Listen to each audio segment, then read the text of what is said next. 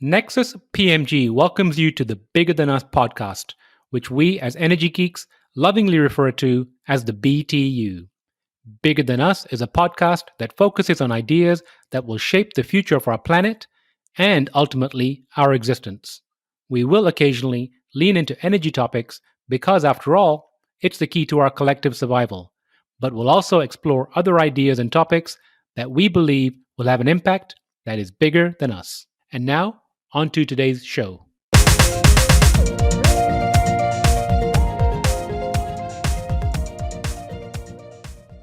Hello, and welcome to the Bigger Than Us podcast.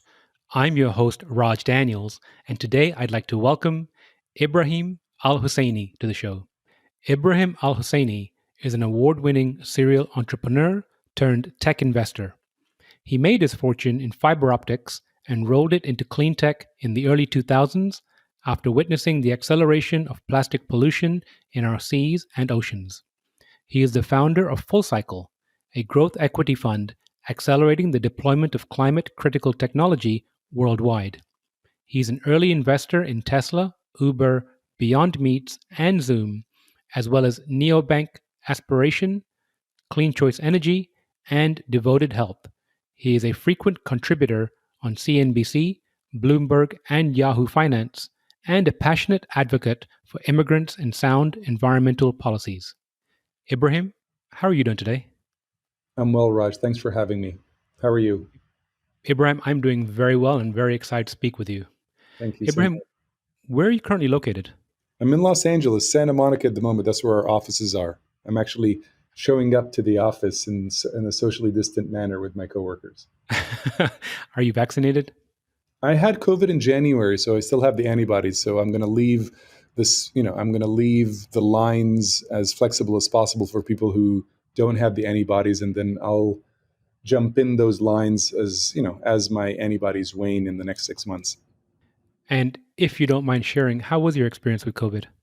It was mild. Thankfully, it was mild.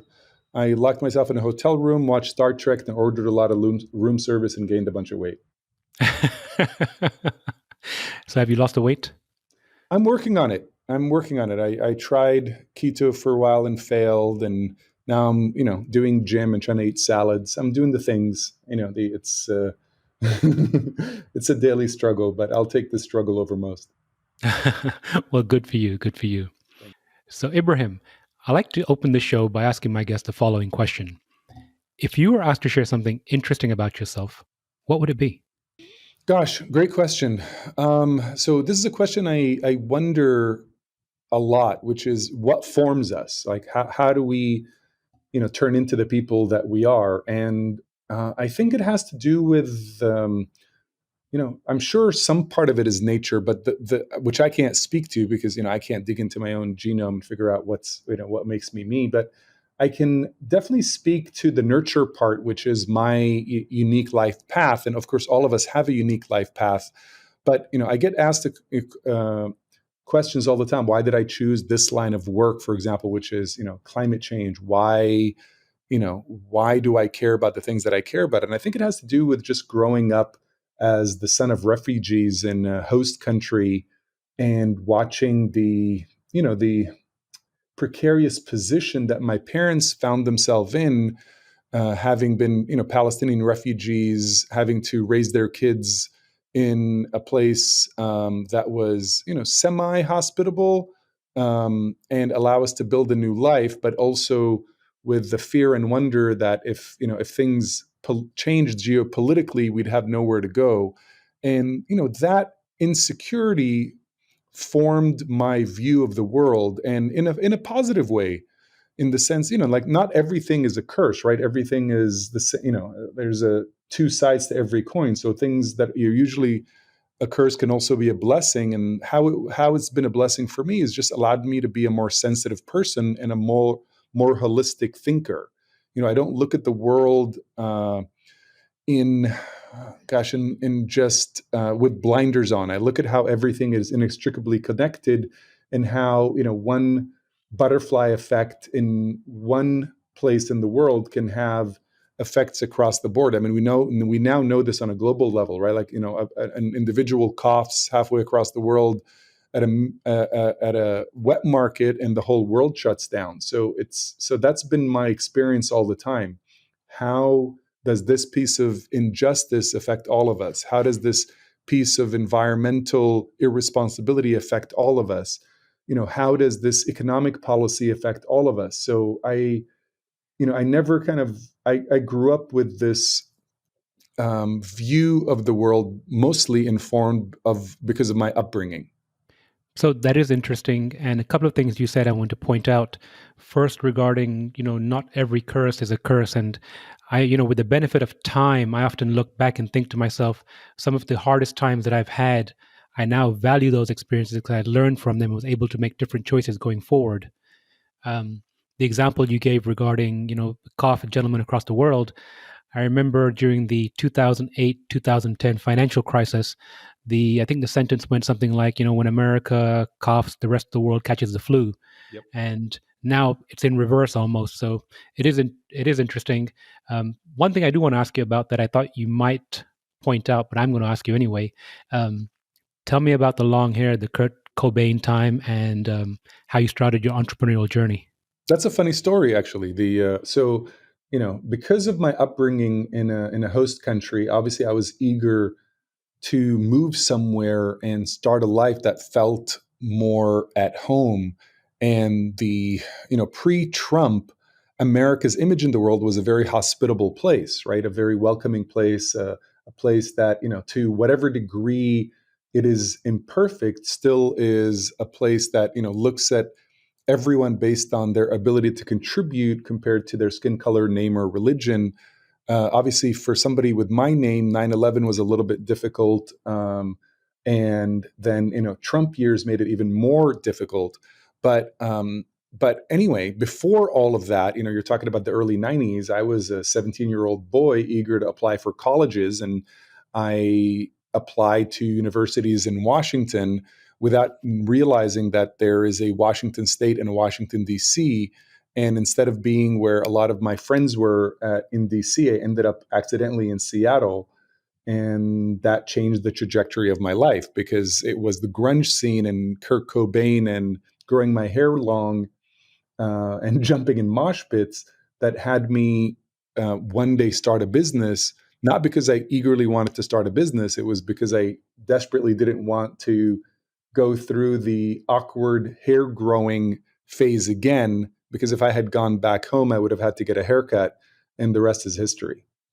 And I guess that's another example, the idea of the two Washingtons, of a curse that worked out for you. Completely.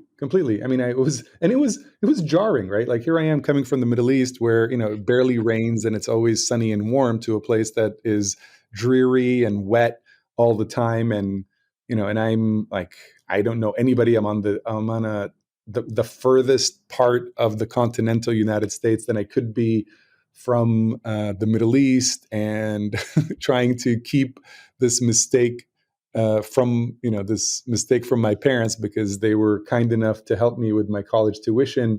And I didn't have the heart to tell them, hey, I did so little research about where I was headed and so eager to come to America that I ended up on the wrong coast. So I just kept it to myself and kept my head down.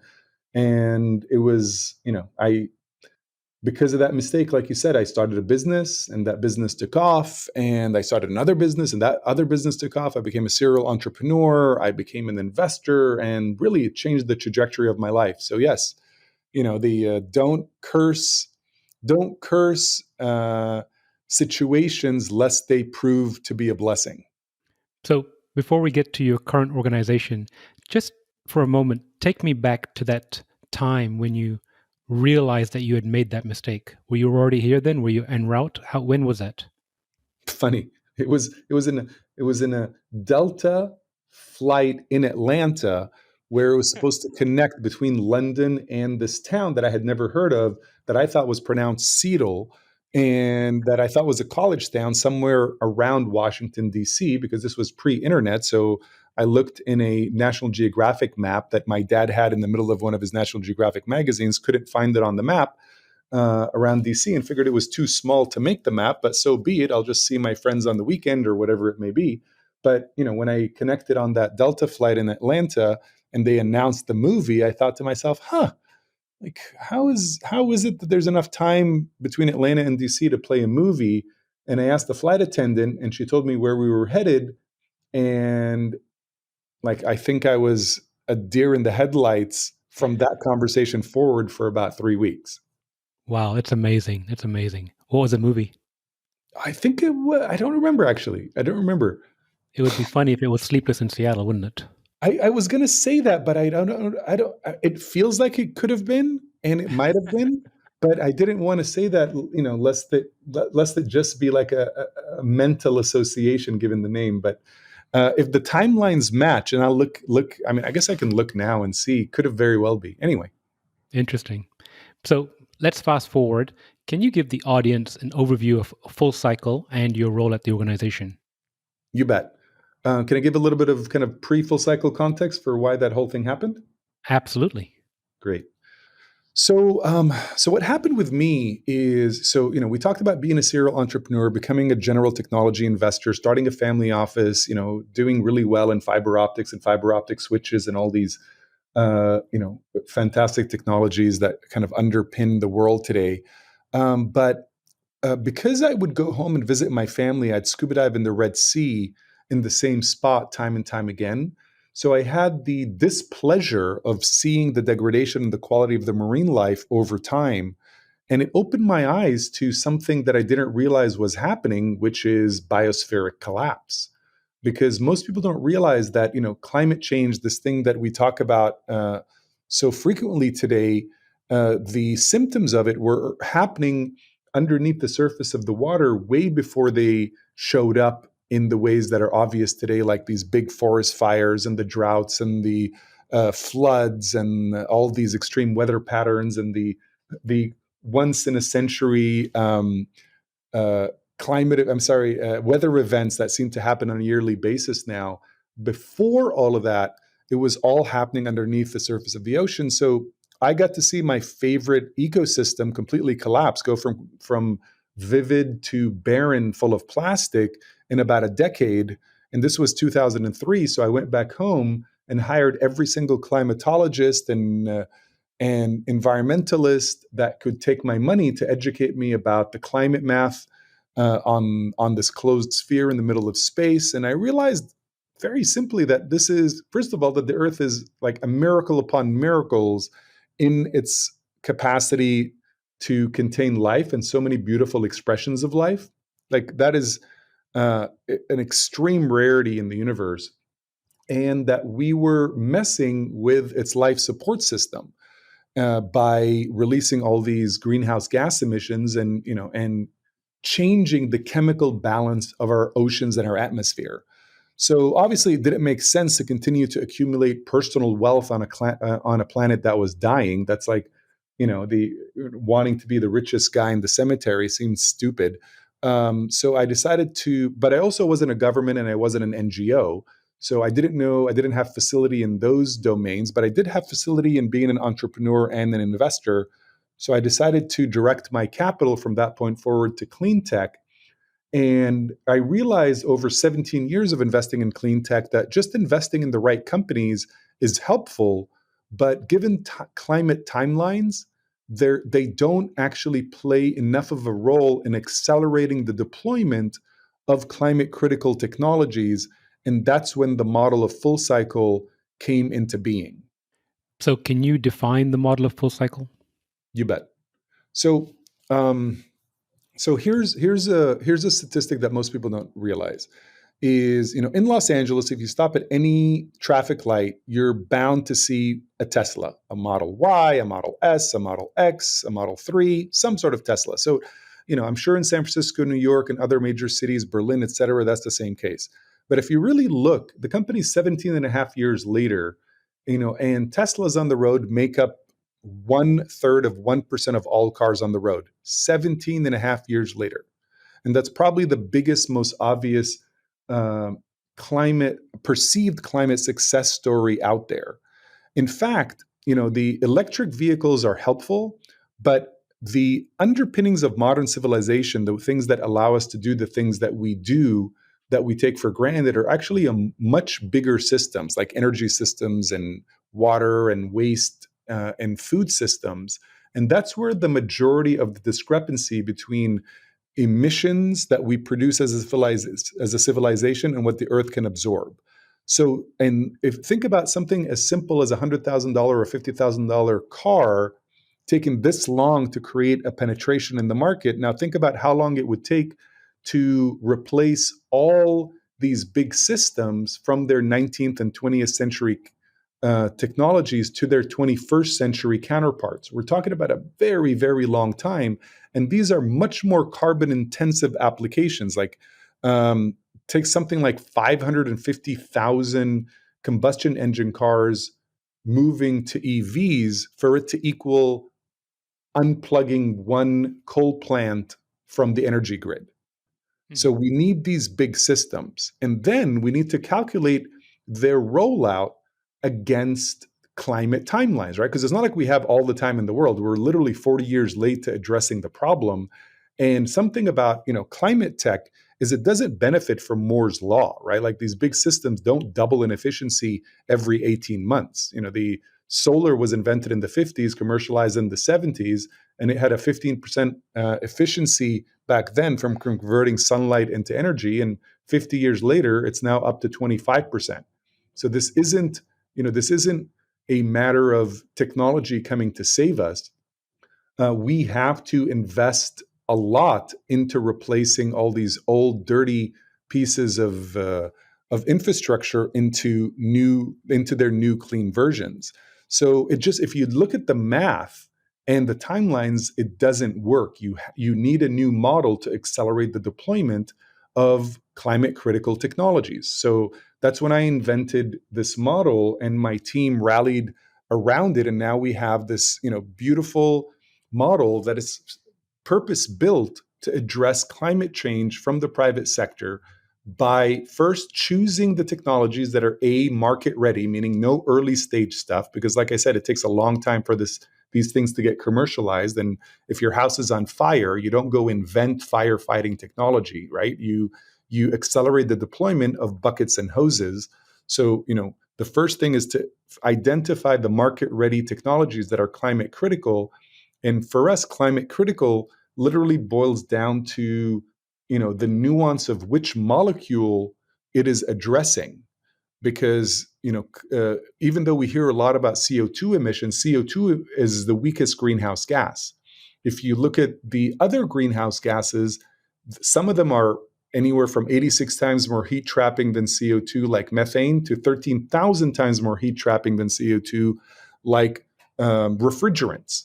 So, so the first thing you have to do is you have to pick the ones that are going to slow down this warming cycle as much as possible by replacing these molecules that are extremely destructive to the Earth's cycle and to the Earth's atmosphere and warming cycle. And then as you remove these from the equation, we can start focusing more and more of our dollars on the areas that emit CO2.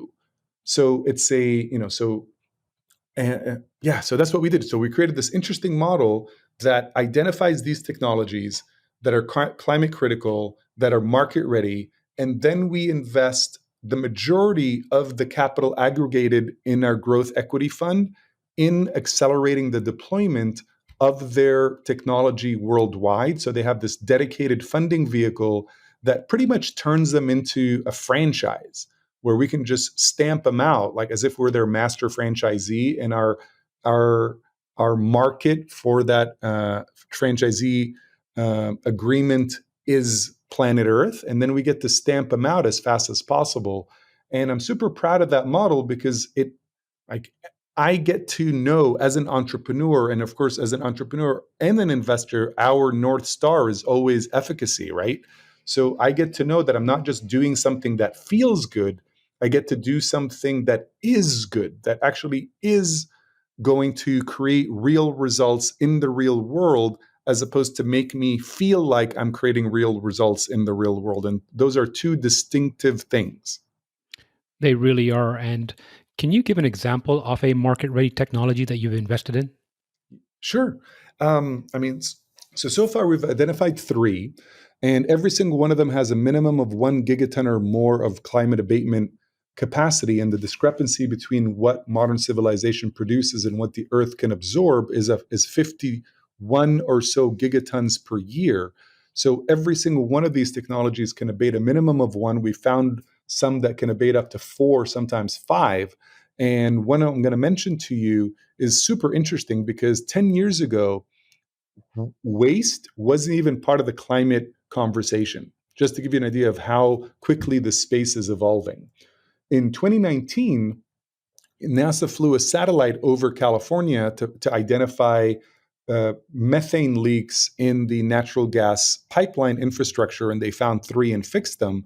But one of the things that really shocked them was they found that 41% of the fugitive methane coming from our state was coming from landfills.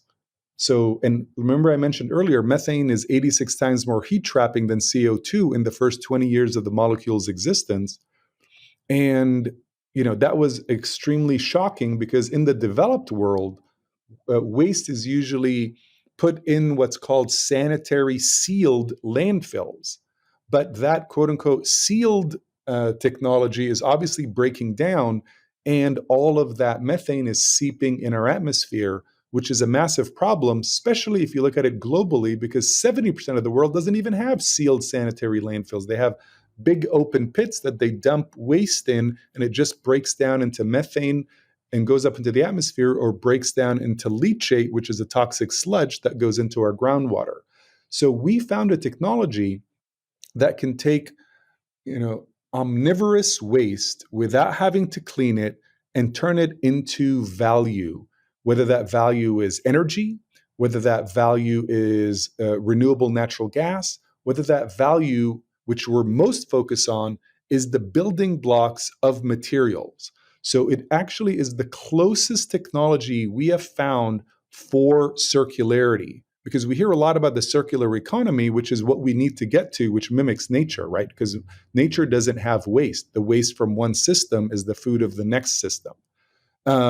So this technology allows us to take, banana peels mixed with paper, mixed with plastic, mixed with agricultural waste, and without having to clean it, which costs money and time, turns it into building blocks of new material in a perpetual closed loop cycle, and does it at economics that work not just for rich cities like Berlin and San Francisco. It can do it for Jakarta and Kinshasa and Cairo and Mexico and any economy in the world.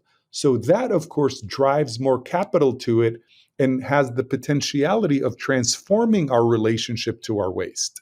So that technology is a Dutch technology developed at the Energy Center of the Netherlands and commercialized through an American company called Sonova Technologies, SYNOVATECH.com. Hearing you speak, listening to you speak, reminds me of a conversation I had yesterday. You mentioned methane specifically. I was talking to a CEO of a company whose company actually helps infrastructure companies ensure that, and it sounds, and I was joking with him, I said, it sounds really boring on the surface, but it's super interesting to ensure that flanges in pipelines are sealed correctly to prevent methane leaks. I mean, God bless this guy. And by the way, this is not like a small thing that they're doing. In fact, for those who read up on the American Jobs Act, and they know that part of the transition of a lot of people who are going to lose out from the oil and gas industry is massive employment opportunities in sealing all of these wells all over the United States. And there's hundreds of thousands, I've read millions of them, that have been abandoned and are just leaking methane into the atmosphere. So that those jobs are going to be resilient for decades to come, just sealing all those, leaking leaking natural gas and fracked mines all over America. I think the last number I heard was about 3 million wells abandoned. Yeah, I read the same, but I just can't believe There's that many I of them. know That's insane. they they just walk away from them. I can't believe it. I mean, whole other conversation around externalities, but I mean, it's just hard to believe. Yeah. Well, I mean, I appreciate, like sometimes there's so much noise in politics, right? Like, these sides just say things because, media picks them up and regurgitates it, and, half their audience just parrots it around all over the place and nobody actually does any research. The American Jobs Act is very thoughtful and very effective. And, I really hope, anybody who doubts that just takes the time to go read up on it. And I really was surprised. I mean, usually government does an okay job, but this is beyond just okay. It's very impressive. It's funny you mentioned the media because I recently read a quote that said something along the lines of the beginning of TV was the beginning of pseudo knowledge. Mm. So let's go back to the investing for a minute. Hold on, Um, you reminded me of something. sure. It may make you laugh. It may not. I read a tweet today. I'm active on Twitter. Uh, I'm active-ish on Twitter. And it said, let me read it. Let me read it to you. It just made me laugh. It said 19 scientists cloned sheep, landed robots on the moon. Scientists today are screaming, for the last time, the Earth is round. It's amazing, right? Amazing. Amazing. It's So amazing how much we've regressed. let's go back to the investing portion for a minute. Okay. Retail investors. So, while this show does not give financial advice, it's easy or easier for funds of a certain size to get involved in this movement. But retail investors that are perhaps reviewing their portfolios or considering or thinking about investing into this sector, what would you say to them? Well, for one thing, I would say to them, and there's so many of them are going to be disappointed to hear this and hate me for saying it, but if you care about the environment, the footprint of mining cryptocurrencies or NFTs is massive. Just reconciling the blockchain for Bitcoin right now is equivalent to all the emissions coming out of a small country like Argentina, Pakistan, or Sweden. So until we find a solution to that, it's a little disingenuous to say that this technology is quote unquote going to change the world for the better if it is literally sucking up all the new renewable energy capacity that we're generating and not allowing us to break into the old dirty capacity that we're trying to replace. So that's one thing. And I'm sorry to be the bearer of this news. I know a lot of young people are very, very bullish, but there's a big difference between making money and and ignoring something, and then making money while you have full visibility into it. And I think that we're in a time where we can't just decide to look where we want to look and ignore what we want to ignore. That's what got us here in the first place. We've been ignoring parts of how we make money for so long that we're literally putting the habitability of the only planet that can house us in jeopardy. So that's one thing I would tell people is, look at the whole, not just at what's convenient for you to look at. The other thing I would say is the don't be don't buy into any narrative that says that by doing well you have to compromise returns. That's just not true. It's not true in my personal portfolio. In fact, green energy companies over the last decade have outperformed the oil and gas industry by 4 times. Back in 2013, the biggest company in the world was ExxonMobil. Now it's not even in the top 40 companies. So I know that doesn't answer your question directly because I don't want to direct anybody to specific companies and specific stocks, but I just want to say that if the future of the world is going to be green. So that includes EVs, that includes solar, that includes obviously wind, that includes all kinds of new technologies, even things like Zoom. I mean, Zoom has done more to help the climate than many other stocks because we don't have to fly around in jets for meetings anymore to the extent that we used to. And that has a massive carbon footprint that we no longer have to exert as much as we did in the past. So think about these things before you make financial decisions. And on a personal basis, when people ask me what I should do, I always tell them vote for people who are qualified and knowledgeable, not people who just say things that you want to hear. Look at their background and track record. If they don't have a climate agenda, if they don't have a background for actually representing you, this is a representative democracy, in a world that's more and more technology driven, then they really shouldn't be representing you, and they should go find another career. So voting makes the biggest difference because governments have to come together to create solutions for climate change, as well as eat less beef in your diet. I'm not saying you have to go vegan or go or become a vegetarian, but eating less meat and dairy doesn't have to, don't eat it 3 times a day, for God's sake. It's not even healthy for you to eat it 3 times a day. If you're used to eating it 3 times a day, eat twice a day. If you're used to eating it 5 times a week, cut it back to 3 times a week. It has such a massive carbon footprint that it would be so helpful if we just slowly step back away from this, heart disease inducing, hormone filled, delicious, I admit, piece of our diet, so we can cut back on it to help our planet.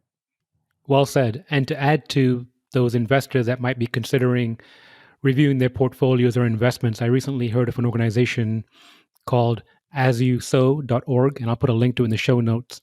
But you can actually go to that site and evaluate your investment portfolios to see how, where the investments are, whether they're in fossil fuels or green tech, clean tech, etc. Beautiful. I look forward to reading that. And for those of you who are listening, who are big, asset holders or asset allocators, I want to make a point about different asset classes. Like I said earlier, venture is too early to actually combat climate change, and public equities actually, very little of that money goes towards building new infrastructure in the ground that we need. It's just like when I buy a public stock, I'm literally buying it from another investor. So we're shuffling paper from each other, which is fine. I'd rather the money go from things that, represent the past that we don't want and represent the future that we do. But for those of you with the big check writing capacity, private equity and growth equity is where your dollars are going into new infrastructure on the ground that is replacing old dirty infrastructure. So that is the asset class that you need to focus on, assuming that the entities behind it have some real credibility and history into where they're deploying your capital, and not just throwing the name sustainability or climate into the name of their new fund because they know you're interested. They need a nuanced, prioritized, strategic approach. And that's my little pitch for private equity and my pitch for FullCycle. Well, I appreciate both. I'm going to switch gears here, get to the crux of our conversation. And you kind of touched on it before about swimming in the Red Sea and seeing the natural landscape or habitat disappear. But the question I want to get to the bottom of is, the why behind what you do. You mentioned your earlier successes in entrepreneurship. Potentially you could have gone a different direction. But what brought you specifically to this? And I appreciate the diving story, but there's got to be more to it. So I guess going back 360 is like we are all moved by what we're moved by, right? And for me, like I am moved by those that have whose voice is compromised or non-existent in the power, like those that don't have a seat at the table, right? Who doesn't have a seat at the table of deciding where humanity goes? The poor and the natural world, right? There's 10 million expressions of life on this planet, and all of them deserve to live and thrive just like us. We can't just be a virus and just keep hopping from one ecosystem, exploiting all its resources and jumping to the next, and exploiting all its resources and jumping to the next. We've run out of hosts to to occupy, as a species. So being a Palestinian refugee with nowhere to go, I'm built with a little bit enough of a heartbreak to be able to see through that heartbreak onto those affected by the decisions made by all the power brokers sitting around the table that are dragging everybody else with them, whether they are positively or negatively affected. And as we know, it's usually negatively affected. The global south exploited, nature exploited, the poor exploited. So it's time to, for us to transition from an exploitive capitalism to a more regenerative, inclusive capitalism. And that's not hard to do if we just invite more voices to the table and to sit around the table. And I'm heartened to see it happening on the social justice end of the spectrum. Now we need to incorporate nature into it as well. And I know that's a kind of a weird way to answer your question, but it really is like, I want to represent the whales and the hummingbirds and the world's poor and the trees and the refugees and everybody else who doesn't get a voice at the table, because that's how I grew up. I grew up compromised, insecure, and dragged around by the power structures of the time. And I want to represent those that are being dragged around today and hopefully stop this behavior. To roughly quote Jaws, you're going to need a big table. Good. I'd love to. So your journey, it's been circuitous, it's been adventurous. What's the most valuable lesson you've learned about yourself on your journey?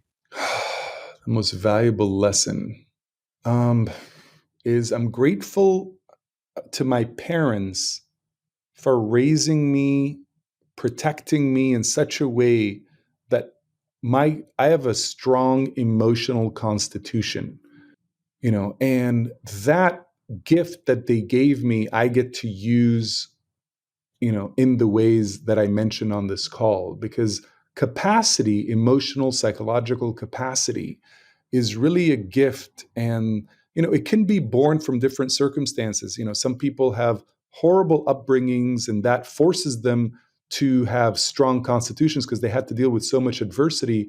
I had the other. I had have a very loving, nurturing, protective set of parents that allowed me to become, to whatever degree I am, an emotionally healthy human being, and use that for the greater good. And, my biggest lesson is to remember how powerful that is and how parenting can play such an important role in turning the world around, because it raises generations of healthy human beings who are not living in a scarcity conversation in their head, worrying about, grabbing what they resources and money and sex and whatever else they want to grab for their own good at the expense of the whole, because they grew up in some environment that taught them that or built them up to be that, and just come from a more abundant standpoint and a more harmonious standpoint where they understand that there is no individual on a closed sphere in the middle of space.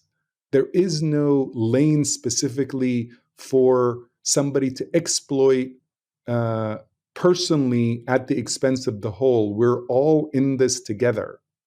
There's no lane for economy. There's no specific lane for health. There's no individual lane for climate. It's all connected. So let's be really good parents. It reminds me of that John Muir quote, something along the lines of, when you pull on one thread, you realize it's all connected. You're good at these quotes. I'm impressed. So I'm gonna subscribe to your Instagram and read your daily quotes. Well, I appreciate it. So let's move into the future. It's 2030, magic wand. What does the future hold for FullCycle? Gosh, so one thing I would want personally is, for FullCycle to become such a trusted brand in the eco PE space, that we have not just a fund 2 and a fund 3 for climate, but also a specific fund for water, a specific fund even for early stage, perceivedly intractable problems that we have to address at some point with technology.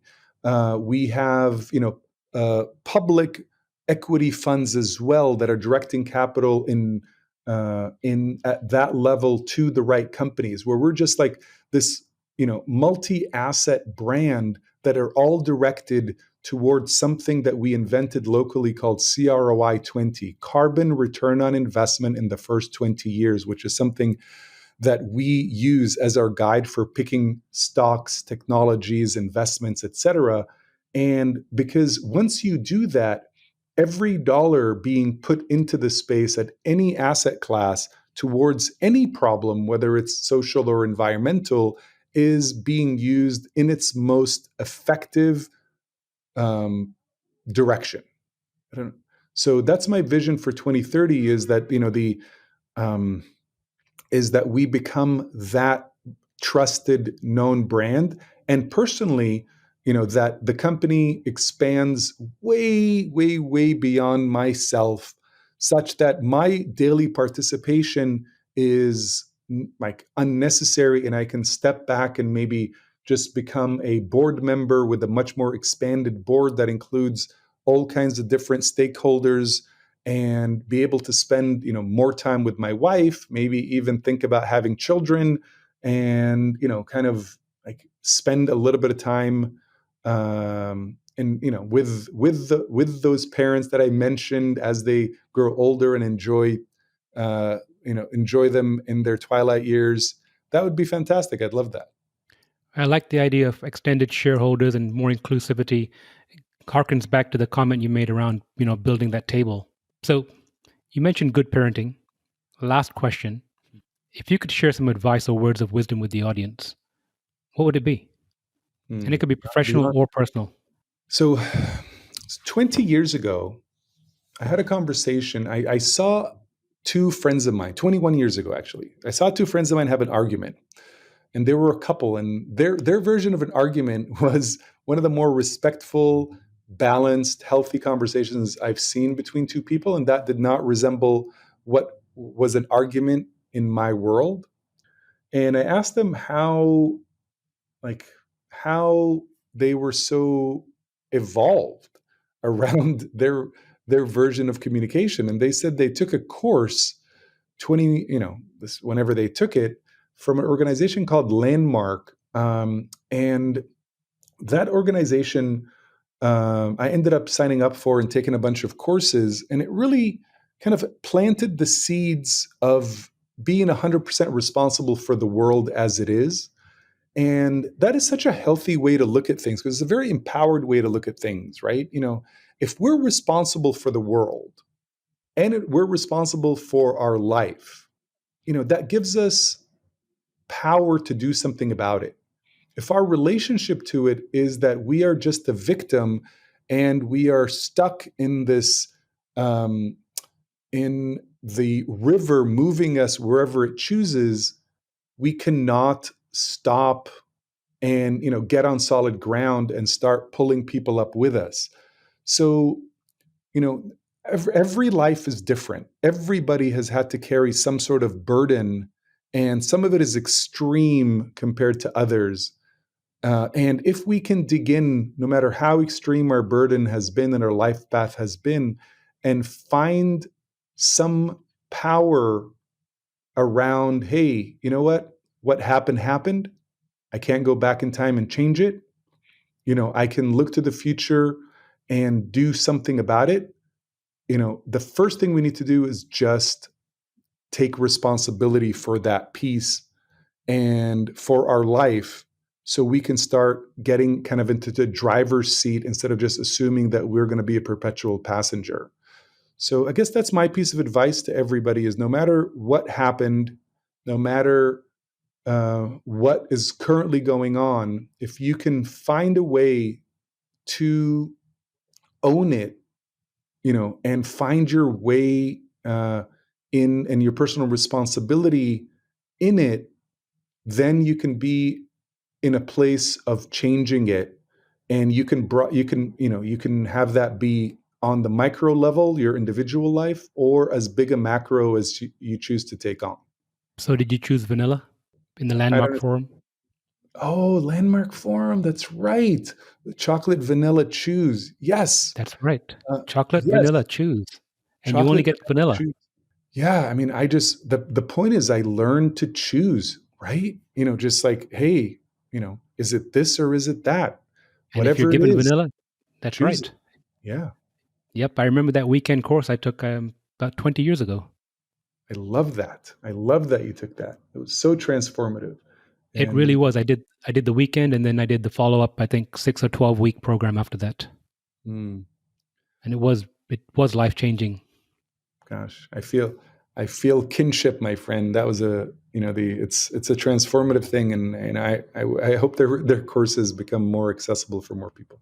I agree, and I'm going to end on this quote, and hopefully I've got the right one here. Anything else you're interested in is not going to happen if you can't breathe the air and drink the water.